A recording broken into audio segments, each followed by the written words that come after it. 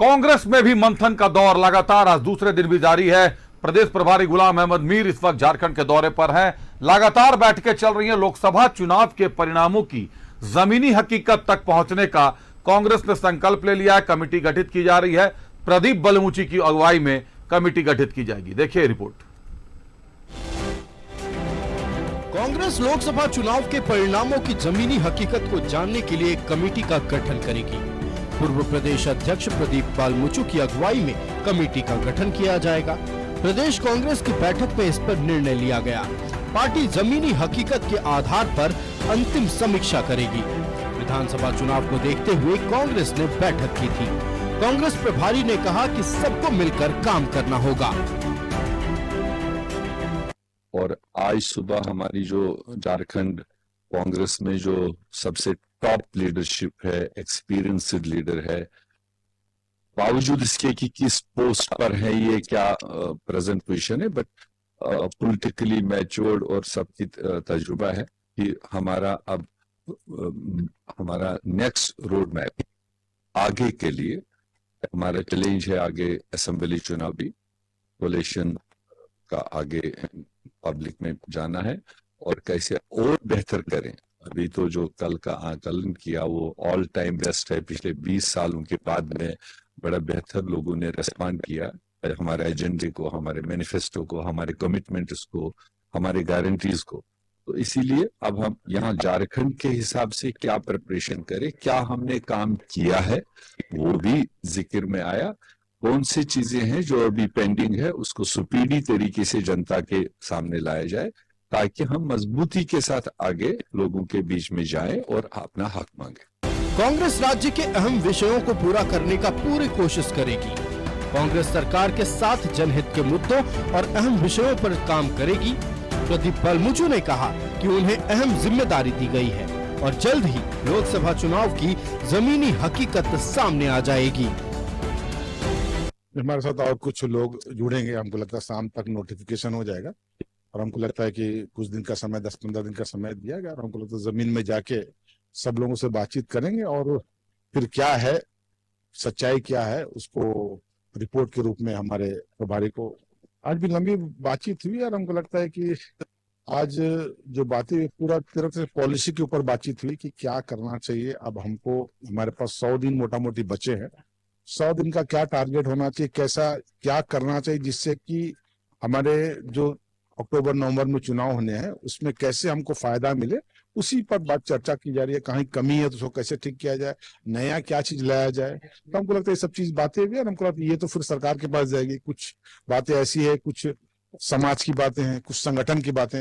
Main चीज सरकार, संगठन और समाज में भी बहुत कुछ लोग छूट गए हैं, उनको कैसे पकड़ा जाए, इन सब चीजों पर बातचीत हुई है। कांग्रेस को सालों बाद लोकसभा में सीटें मिली है, इसलिए कांग्रेस में उत्साह है।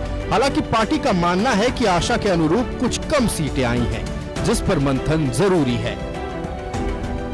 न्यूज़ 11 भारत के लिए रांची से विपिन उपाध्याय की रिपोर्ट। रुक करते हमारा सहयोगी विपिन हमारे साथ जुड़े हैं उस पूरे मामले पर जानकारी के लिए। विपिन, कांग्रेस की सीटें निश्चित तौर पर लोकसभा चुनाव में बढ़ी हैं। पहले एक सीट पर गीता कोड़ा थी, अब 2 सीट कांग्रेस के पाले में आ गई है।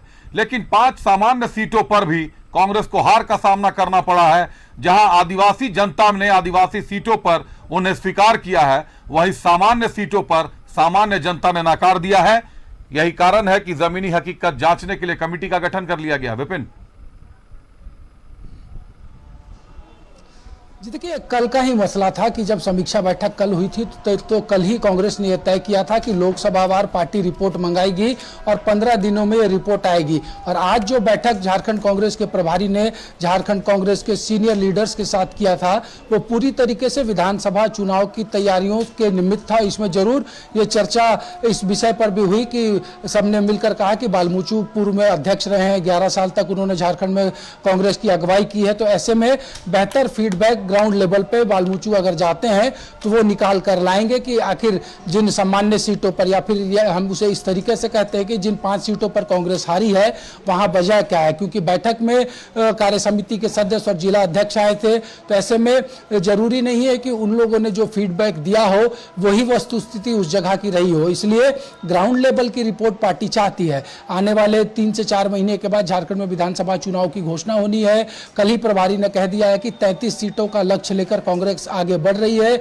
जिन 31 सीटों पर पिछले बार पार्टी लड़ी थी और 2 सीटें एडिशनल कांग्रेस के हिस्से में आ जाती है प्रदीप यादव और जेपी पटेल के पार्टी में आ जाने के बाद, तो इस 33 सीटों का खाका पार्टी तैयार कर रही है। आज की इस बैठक में संगठन को किस तरीके से बेहतर तालमेल के साथ ले जाया जाए, ये जो सीनियर चेहरे झारखंड कांग्रेस के 12 से 15 लोगों का जो नाम है वो कितना ज्यादा कंट्रीब्यूट कर सके, जिससे कि आने वाला जो लड़ाई है विधानसभा का उसमें मजबूती के साथ कांग्रेस अपनी उपस्थिति दर्ज करा सके। क्योंकि 19 के चुनाव में अलग झारखंड बनने के बाद पहली मर्तबा कांग्रेस को 16 सीटों पर जीत हासिल हुई थी।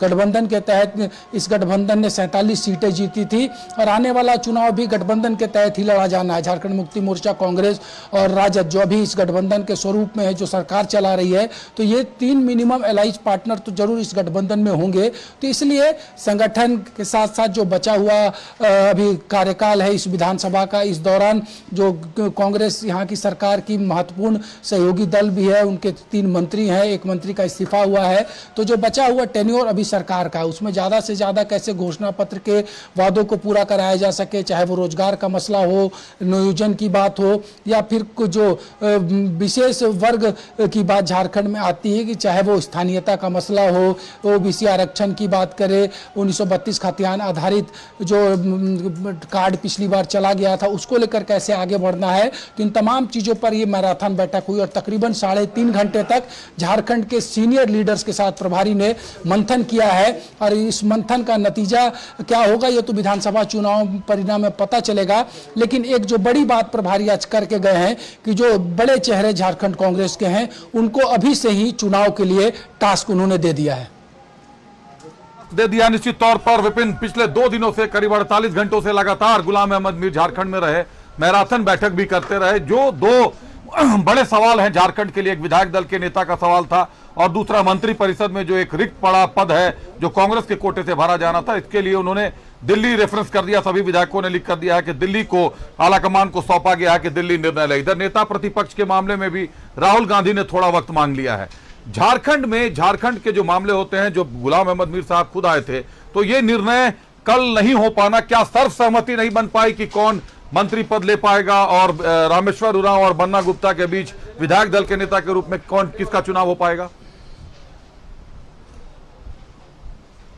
देखिए, पहला तो कल जो बैठक हुई थी कांग्रेस विधायक दल के लिए वो सिर्फ विधायक दल के नेता के चयन के लिए थी, क्योंकि मंत्रिमंडल में कौन जगह लेगा ये सेंट्रल लीडरशिप तय करता है। और ये कांग्रेस की परिपाटी भी रही है, हर राज्य की ये परिपाटी रहती है कि जब भी किसी बड़े मसले पर निर्णय लेना होता है तो उस राज्य की इकाई या फिर वो विधायक दल हो तो वो इस अपनी बैठक में सर्वसम्मति से प्रस्ताव पारित करता है और केंद्रीय नेतृत्व ही अंतिम निर्णय लेता है। उसी पैटर्न को कल भी कांग्रेस विधायक दल के बैठक में पूरा किया गया है। जी, उसी बैठक को कांग्रेस विधायक दल की बैठक में पूरा किया गया। निश्चित तौर पर लगातार गुलाम अहमद मीर का झारखंड पर कहीं ना कहीं फोकस है और झारखंड में बढ़ती हुई सीटें कांग्रेस की इस बात की गवाह है कि ऊपर लेवल पर लगातार मेहनत किया जा रहा है, लेकिन क्षेत्र जिनके पास है, जो लोग क्षेत्र को देख रहे हैं, उनसे ग्राउंड लेवल की हकीकत जानने का भी इस बार एक बेहतर प्रोग्राम कह लें या बेहतर प्लान कह लें तैयार कर लिया गया। प्रदीप बालमुचू को जिम्मेदारी सौंपी गई है कमेटी की और प्रदीप बालमुचू को इस पर अपनी रिपोर्ट सौंपनी है। बहुत धन्यवाद विपिन, हमारे साथ जुड़ने के लिए,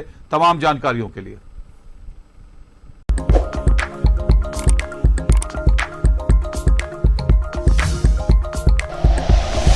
like and share videos, subscribe करें हमारा चैनल और प्रेस करें बेल आइकॉन। न्यूज़ 11 भारत, सच है तो दिखेगा।